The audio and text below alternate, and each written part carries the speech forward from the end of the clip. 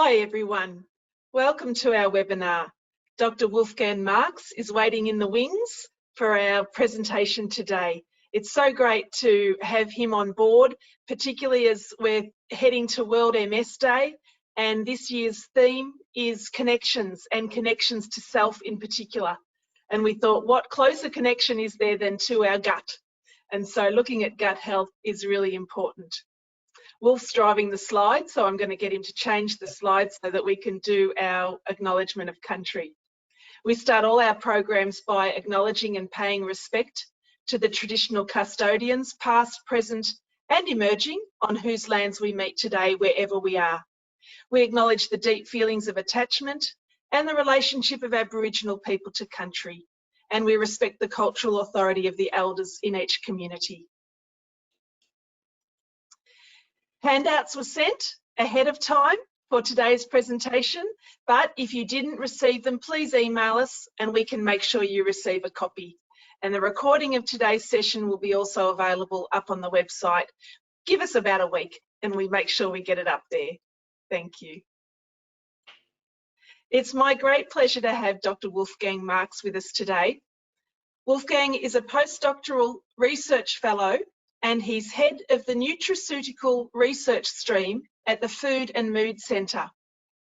Wolfgang is also an accredited practicing dietitian and an honorary research fellow at the Florey Institute of Neuroscience and Mental Health, La Trobe University and Bond University.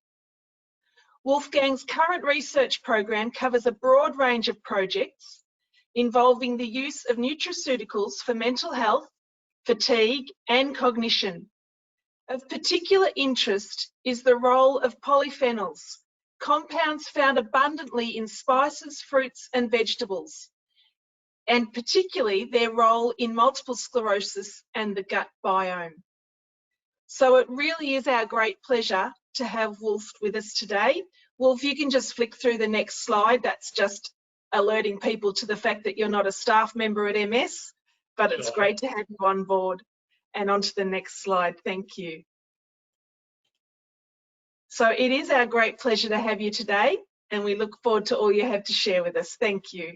Thank you. Thank you for that introduction. And I guess I just wanted to start by thanking the conveners of this symposium. I think it's a really great theme, and it's a pleasure to be able to present on an area that I find really exciting, and I hope that you get a lot out of this presentation, because I'll be giving an overview of, well, I guess as the title says, the role of gut health in multiple sclerosis. Before we dive in, I just wanted to list my disclosures. In particular, I'm really thankful to be the recipient of joint funding from Multiple Sclerosis Research Australia and Deakin University for allowing me to explore this really interesting area. My other disclosure that I have is that we have a 2-year-old Japanese Spitz, and very cute, but also loves to bark. I am recording this from home, so if anyone hears any barking in the background, you'll know who the culprit is. As introduced, I am a postdoctoral research fellow within the Food and Mood Centre, which is at Deakin University. And as the name suggests, we look at the interplay between the role of diet and the nutrients that we consume and how they affect our mood, but more broadly, our brain health. And so, as you can see, we have a number of projects looking at things as diverse as early life and population health, all the way through to healthy aging, education, and training of clinicians. And of course, my research interest and my research program focuses on the role of mental and brain health, with a particular focus on the gut microbiome in multiple sclerosis. So in today's presentation, I'll be introducing you to the concept of the gut-brain axis. You may have heard of this term before. I'll also be talking about the role of the gut microbiome in multiple sclerosis. What does the current research say?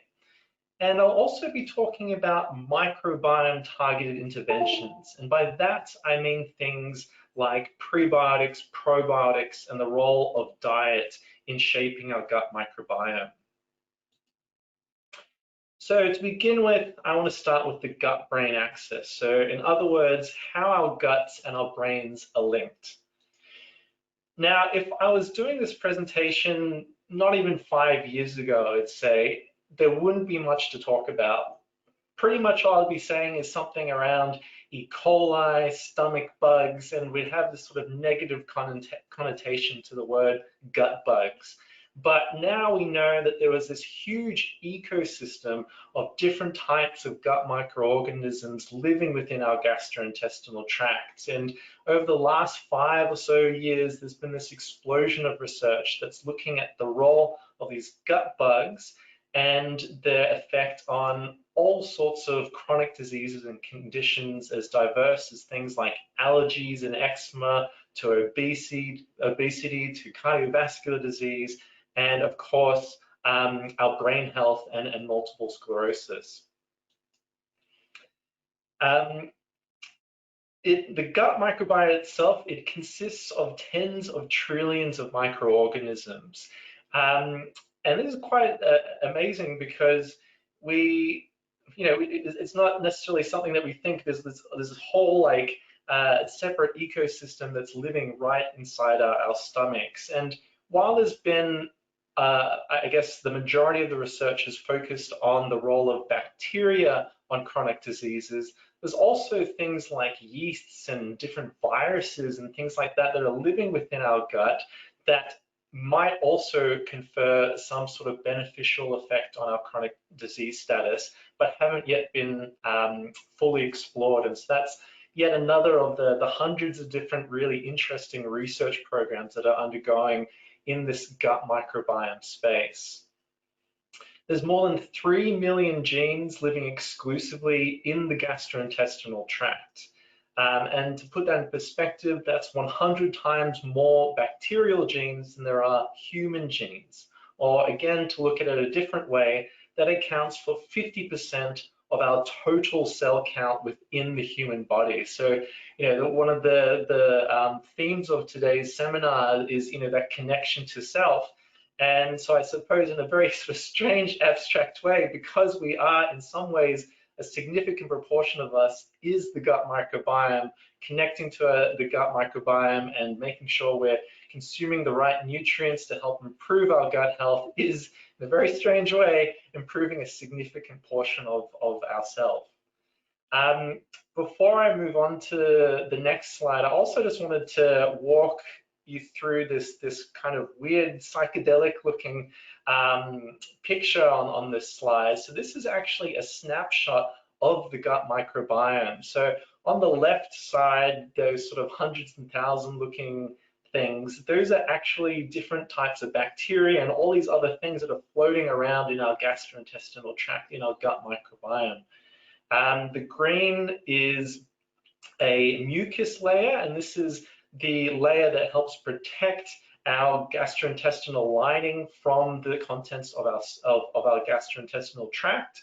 And the blue is the cells of the gastrointestinal lining. So I thought that was a really interesting look and at the gut microbiota in action. So the gut-brain axis, this is the bidirectional relationship between our brain and our gut. So how does our brain talk to our gut and our gut talks to our brain? And as I said, this research area is only really come about within the last 5 years. And the reason why it's only a very recent research area is quite simple, really. And that's simply because before that, we didn't really have very good technology to actually measure what's inside our gut microbiome with any degree of precision that was also, I guess, at a price that was feasible for researchers to actually utilize it. But within the last 5 years, there's the price keeps dropping and dropping and dropping, and the precision, the level of data richness that we're able to get from these microbiome analyses keeps going up and up and up. And so in the last 5 years, we have all sorts of different research programs and areas that have currently being explored. So things as diverse as stroke and addiction, obesity, mental illness, and of course, neurodegenerative and neurological diseases, things, of course, such as multiple sclerosis. So let's talk about what the current evidence says around the gut microbiome and how that might be related to multiple sclerosis. So there are a number of different ways that we can explore this relationship. And one of them is to essentially recruit a group of people with multiple sclerosis, a group of people without multiple sclerosis, and take a stool sample from each and measure differences in their gut microbiome and compare and contrast these differences.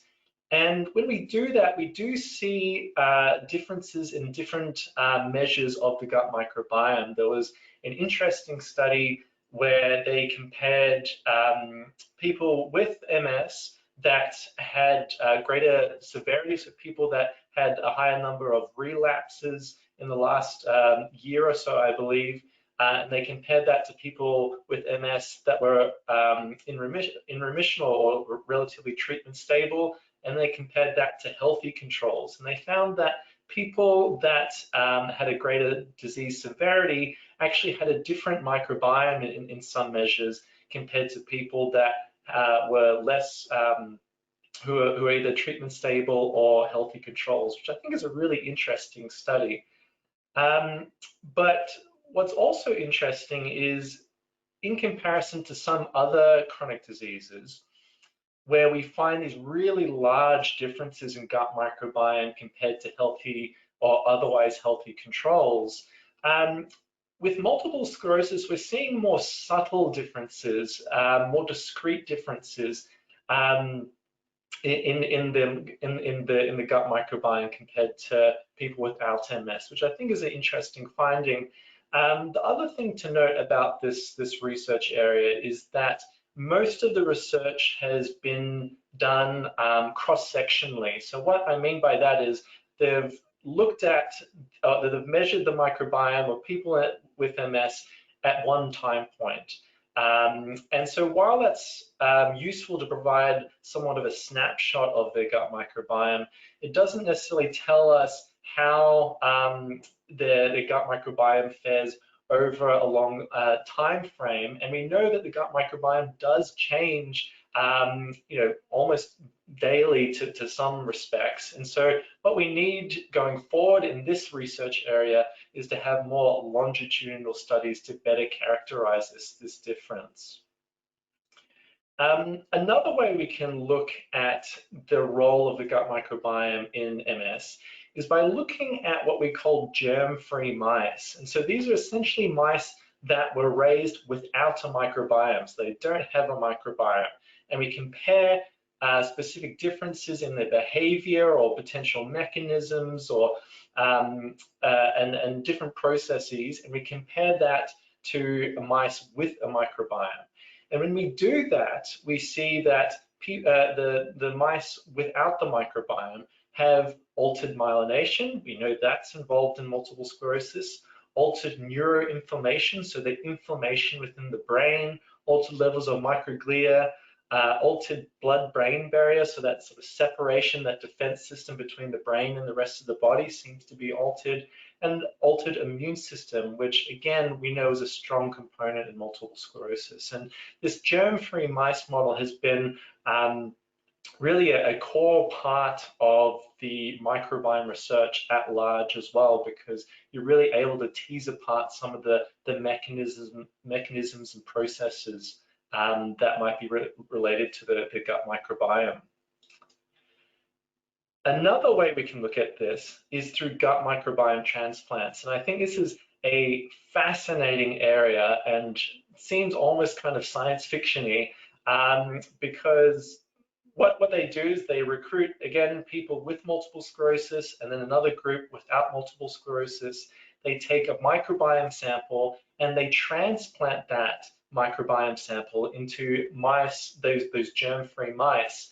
And when we do that into a mouse model that's a mouse model that resembles multiple sclerosis, we see that the mice that received the microbiome sample from the people with MS exhibit greater MS severity, greater incidence, whereas you don't see that in the healthy control. So again, I think this is a really interesting study design, because that starts to provide some fairly strong evidence for this causal process. So it's not just that your gut microbiome is different in MS and it doesn't really mean much.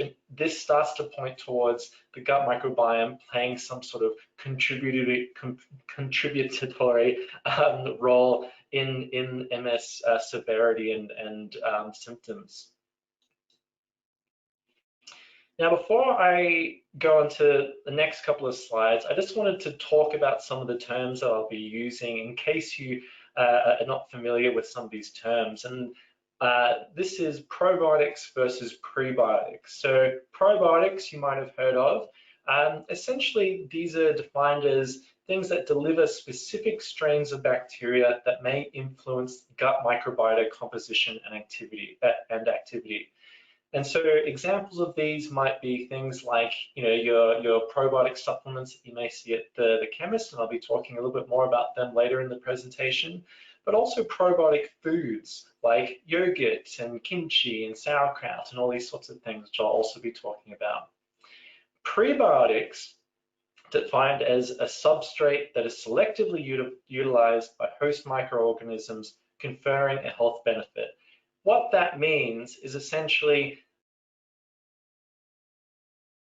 prebiotics are the fuel of probiotics. So probiotics, they're bacteria like us. We need food. Bacteria also need food to thrive. And what probiotics like to eat are prebiotics.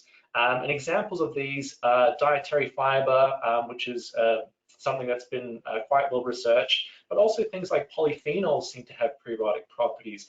Polyunsaturated fats like omega-3 fatty acids that we find in fish seem to have prebiotic properties. There's a number of different compounds within our diet that seem to have these prebiotic properties. And the reason why I bring that up is because I want to talk about gut metabolites, because I think it's important to understand that it's not just our bacteria that's directly talking to our brain. A large part of how we think the gut interacts with our brain is that our gut microbiome consumes these prebiotics, and during this process of metabolizing these different prebiotics, it creates a series of metabolites that have their own bioactive properties. So things like short-chain fatty acids.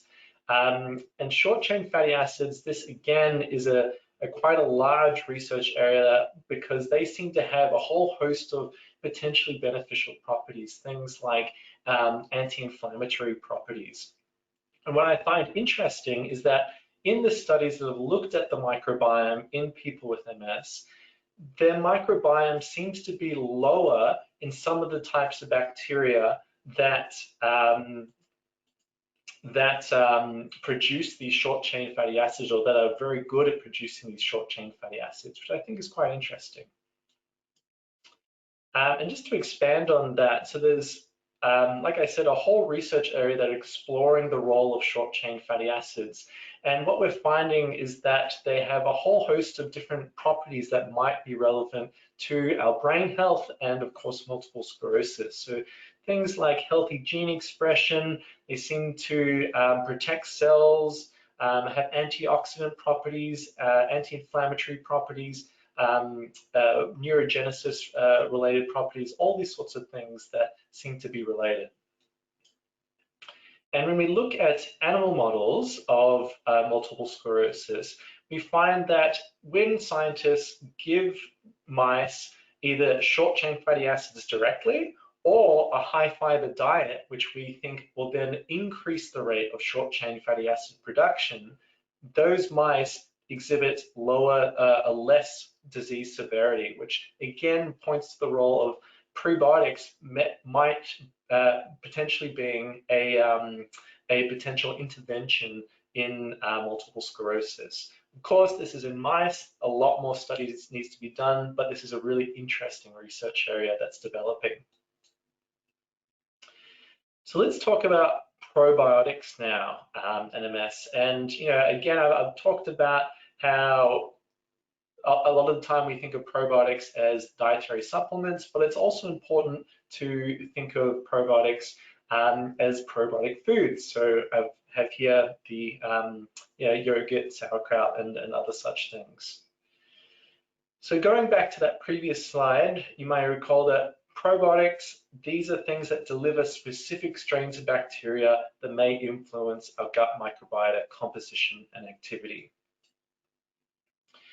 So again, when we go and look at these mice models of multiple sclerosis, when scientists have delivered specific strains to these animal models, we can see that this results in less inflammation, less disease progression and symptoms, and an increase in certain anti-inflammatory markers, which again starts to paint a picture that there might be some benefit to probiotics as a potential intervention. But again, of course, if everything that worked in mice worked in humans, well, then there'd probably be no diseases at all, because a lot of the things don't translate into humans.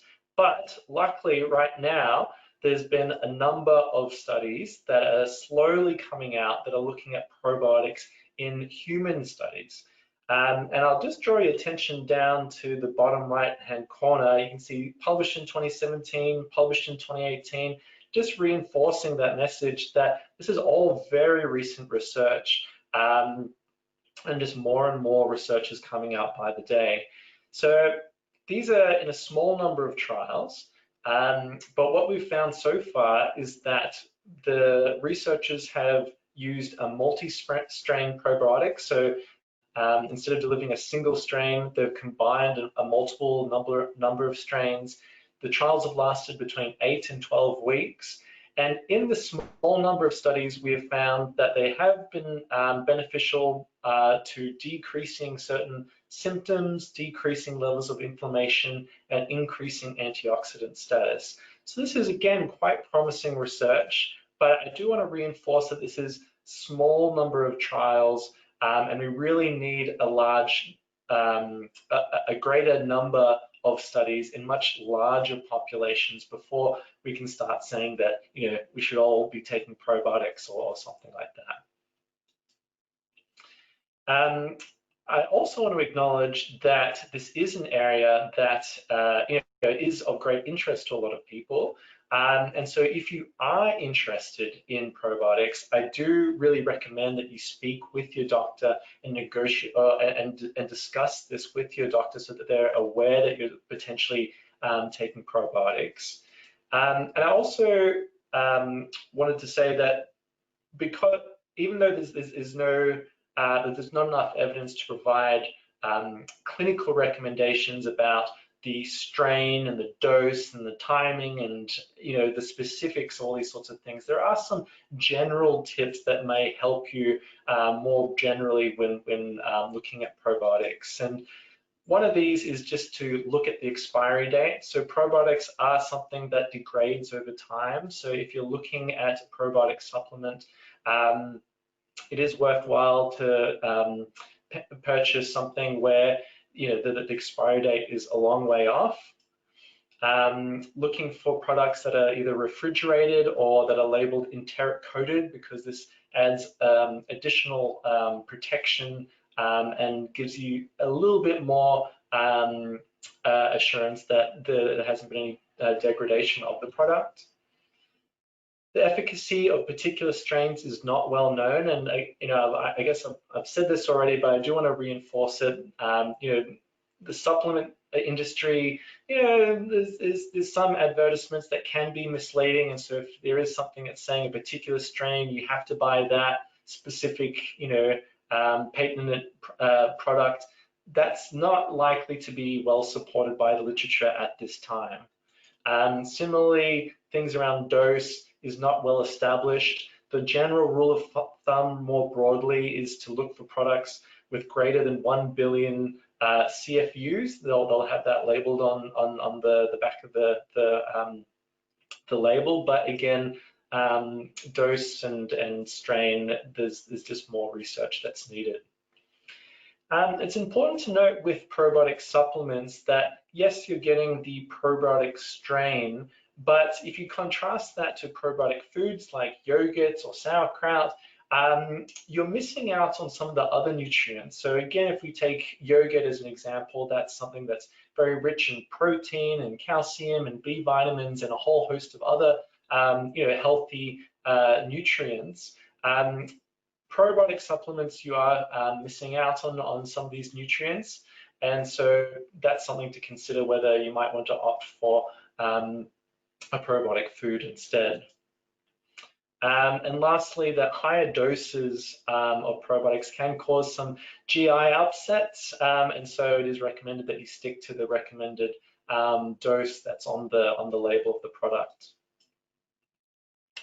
I also wanted to touch on something, another pathway that I think is really interesting because it's something that we're only just now sort of understanding its role in multiple sclerosis. So in a nutshell, because I don't want to spend too much time on this, but in a nutshell, say you have your Sunday roast, your Christmas dinner or something like that, you consume your turkey or your roast chicken or something, you consume that protein, your stomach breaks down that protein into different amino acids, one of them being tryptophan, and then tryptophan gets metabolized, and we usually think of tryptophan being metabolized into serotonin, but there's a whole other pathway that we're beginning to unravel. So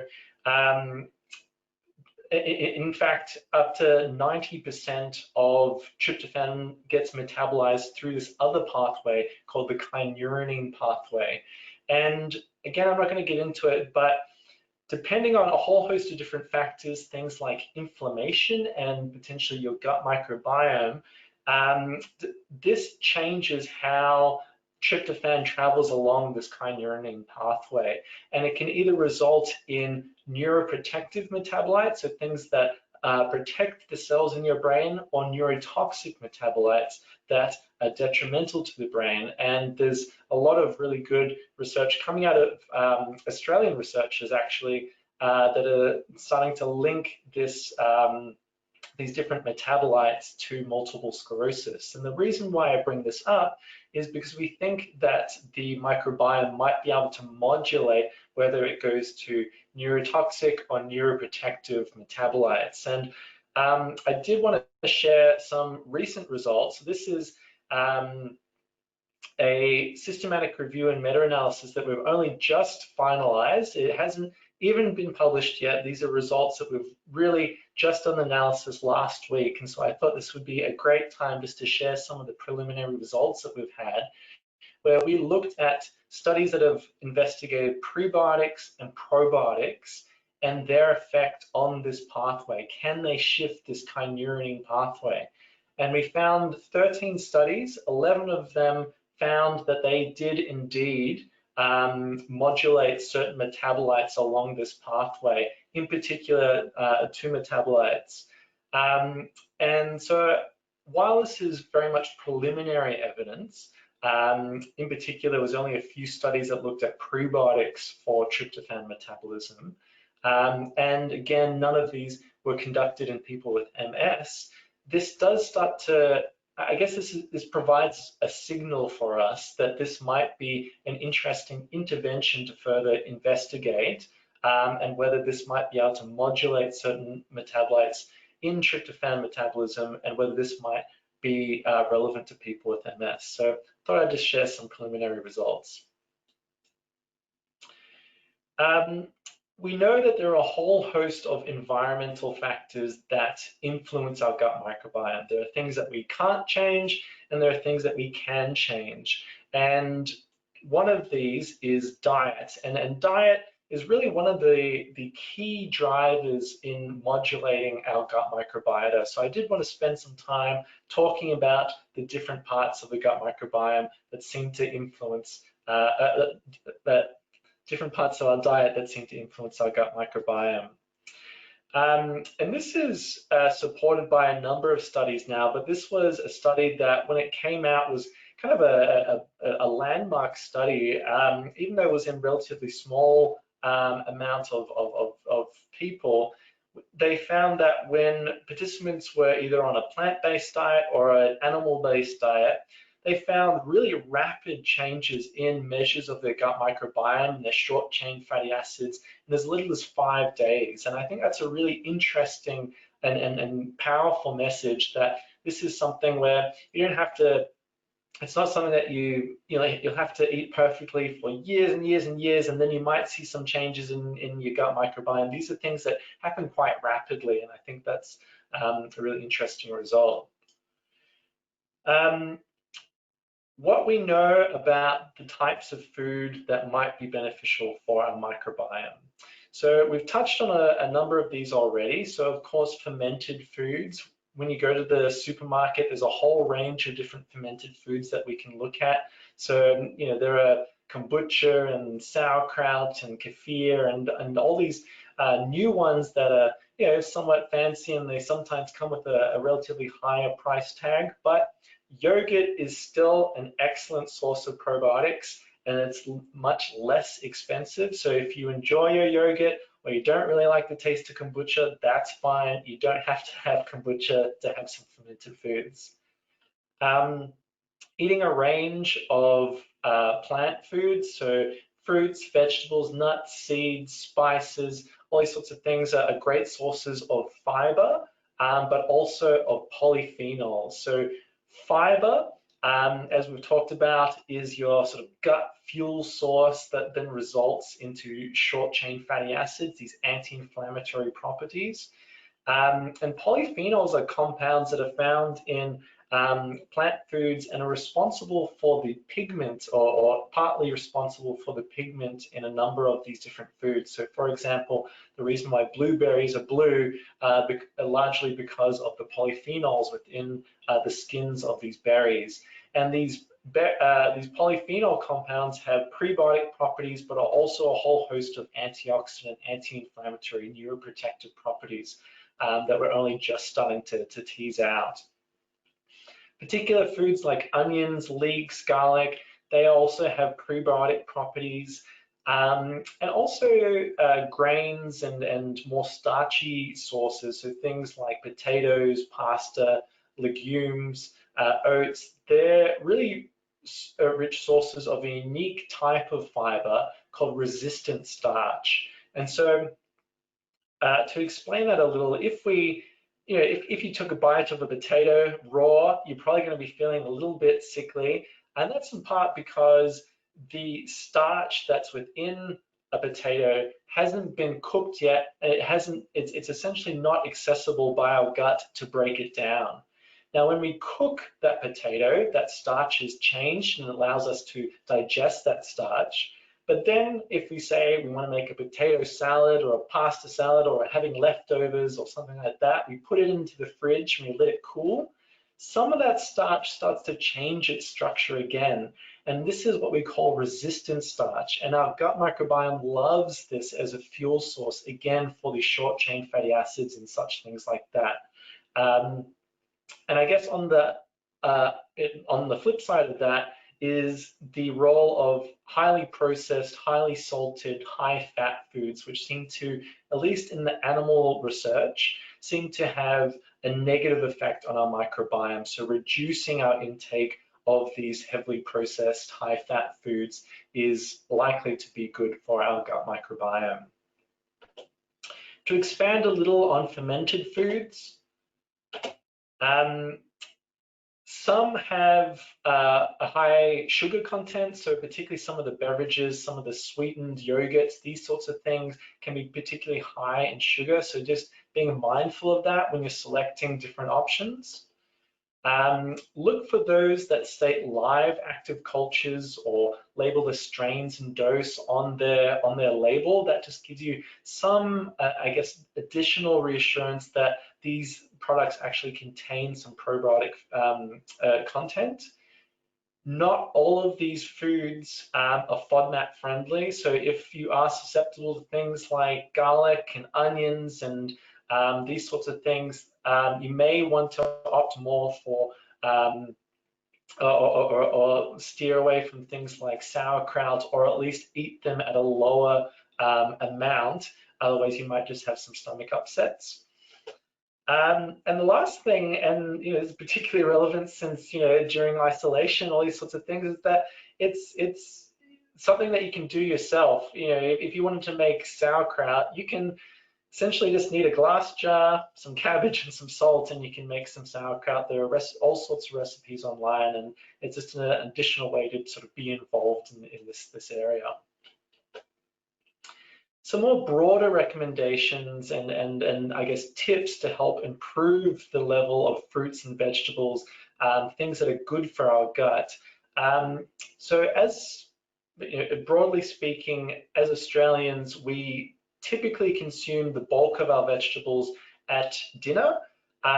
So by trying to focus on ways that we can incorporate fruits, vegetables, spices, nuts, all these sorts of things at different times of the day, that's a great way to improve our overall intake of these healthy and gut boosting types of foods. Focusing on legumes, fish, and olive oil. As again, more broadly, Australians don't really tend to be too keen on beans, but these are things that are high in protein, really high in fiber, polyphenols, resistant starch, and they're also quite inexpensive. So these are really great things to try and incorporate into your diet. And again, on that other side of the coin, trying to shift our relationship with these more discretionary foods. The average Australian consumes or gets a third or over a third of their total energy intake, the total number of calories from discretionary foods. And so this food group that's meant to be way up at the top of our food pyramid is actually making up a large proportion of the actual energy that we consume. And so by trying to reduce our intake of these types of foods can be good for our overall health and as well, we think, our gut microbiome. So in summary, I hope that from this presentation, you get the sense that this is an exciting and rapidly changing research area. But I hope you also understand that this is very much a preliminary and early days in some ways, in that there's a whole host of really promising research, but we need more research before we can say with any great confidence things around clinical recommendations about what you should and shouldn't eat and how your gut microbiome will definitely influence different parts of our body. Until then, I highly recommend general healthy eating advice. So incorporating those fruits, vegetables, fermented foods, spices, all these sorts of things into our diet. I think it's highly unlikely that eating healthily is going to be a recommendation that we're going to change. Prebiotics and probiotics supplements may be beneficial, but again, much more evidence is needed. And the new knowledge is rapidly developing all the time, and I look forward to hopefully presenting future research updates on this space as my research and as the world's research in this area develops. Lastly, if you have any additional burning questions or you'd like to follow along with my research or the research of the Food and Mood Center and our Research Institute, please follow me on Twitter and feel free to contact me on my email address. Thank you very much. Wolf, that's been fantastic. I've been madly jotting down notes, and I'm sure other people have been as well. That's great. And we were inundated, weren't we, when we called for questions? That's right. So we're hoping that a lot of people's questions have been covered in the material that Wolfgang has presented today. But a few questions that we thought we'd follow up. One is, should I get my gut biome tested, microbiome tested? A lot of people were asking about testing. Yeah, sure. So I think that's a great question because, again, when I do present and when people do contact us with queries, that is something that comes up a lot, and I know that it's quite a regularly asked question in the media and the general public. And so I actually kept an extra slide in this presentation just in case that popped up. So I might just open that. So very recently, so March, two of my colleagues, Dr. Amy Loftman and Dr. Heidi Staldacre from the Food and Mood Center, they published a great article on the conversations. So feel free to either go onto the website or type into Google, should I test my gut microbes to improve my health? And there they really do a great job at explaining what the current evidence is and inform you on how you should navigate this.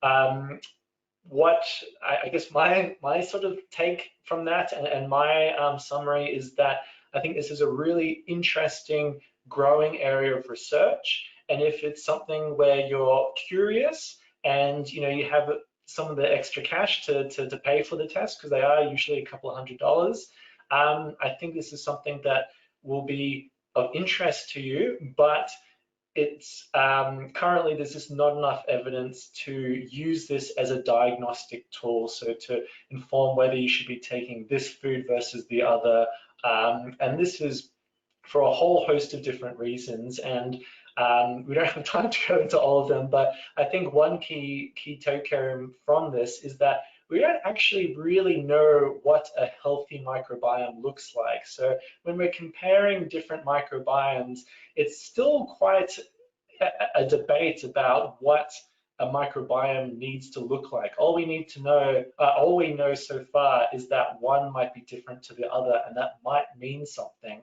but we certainly haven't got to that point where we can say, yes, you're low in this, so you need to boost that, which some of these testing packages do provide claims for. Right, that's really interesting. Another question we had was, is there a link between gut health and mood? Yeah, so that's a great question, again, because obviously being involved in the Food and Mood Center, we have probably 20 odd projects going on at the moment that is looking at different aspects of that sort of research question. So does the microbiome influence our mood? And what we know is kind of following the same trajectory of the gut and multiple sclerosis. We have a number of the same types of studies, that really cool gut transplant into animal models sort of study designs that have also been found in models of depression and schizophrenia and a whole host of different mental illnesses. And so there definitely seems to be a link, but I guess similar to multiple sclerosis, there's a whole host of more information and research that we need to do to really see what the magnitude of this effect is. And it's obviously a growing area, so there will be more research. It's fabulous. So, yeah.